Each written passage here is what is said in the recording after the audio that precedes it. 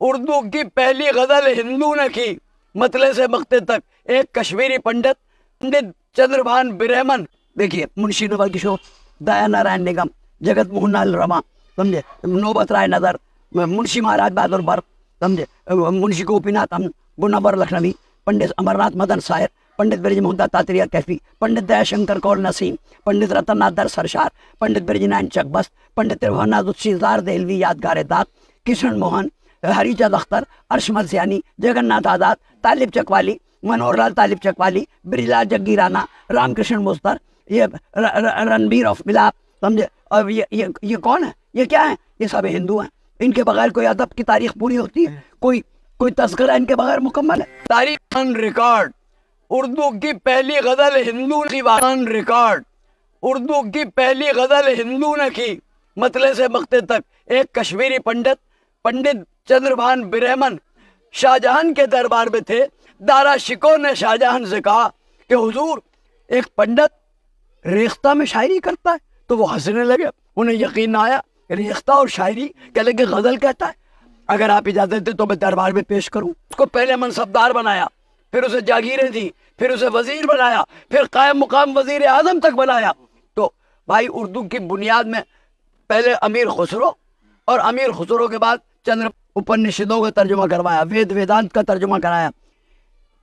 شریعت اور طریقت, قال اللہ قال رسول کی ملفوظات اولیاء اللہ اور بزرگان دین کی یہاں کی مقامی بولیوں میں ترجمہ کرایا دارا شکو نے.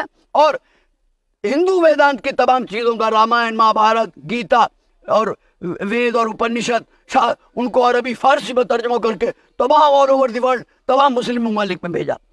یہ اس کے نچوڑ سے اردو پیدا ہوئی. انگریز مجبور ہو گیا جب یہاں آیا. چار درویش کا ترجمہ میر امن دلی والے نے باغ و بہار کیا, اور وہاں سے جو اردو پروان چڑھنی شروع ہوئی ہے تو لنگوا فرنکا بن گئی. یعنی بنگالی اچھی زبان ہے, ادبی زبان ہے. It is a rich literary language but confined to Bengal. Tamil بہت پرانی زبان ہے, ادبی زبان ہے, لیکن تامل ناڈو میں ہے. تیلگو آندھرا میں ہے, ملیالم کیرل میں ہے, مراٹھی بڑی رچ زبان ہے, بڑی ادبی زبان ہے, مہاراشٹر میں ہے.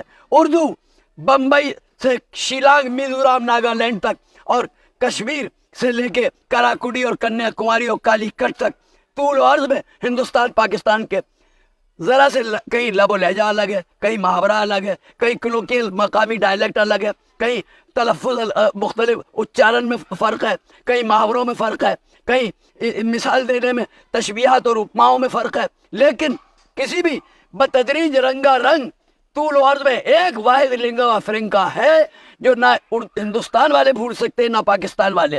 حالانکہ تقسیم کے بعد یہ ہوا کہ ان کے ہاں رسم الخط رہ گیا, زبان نہیں ہے آج تک, اور ہمارے ہاں زبان رہ گئی, رسم الخط کا رونا پیٹنا تمام لڑائی رسم الخط پہ, لپی پہ ہے, اسکرپٹ پہ جھگڑا ہو رہا ہے.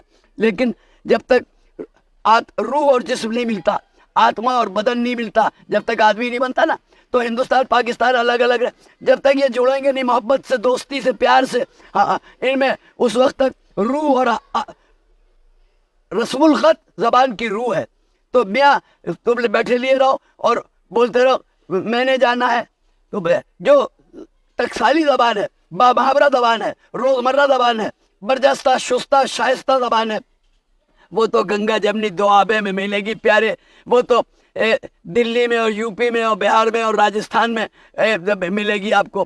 تو یہ تمام چیزیں جو ہیں اس کی یہ ایک ایسا اثر ہے. ہندوؤں نے وہ کام کیا نا, رام کرشن مستر, یہ رنبیر آف ملاپ, سمجھے. اور یہ کون ہے, یہ کیا ہے, یہ سب ہندو ہیں.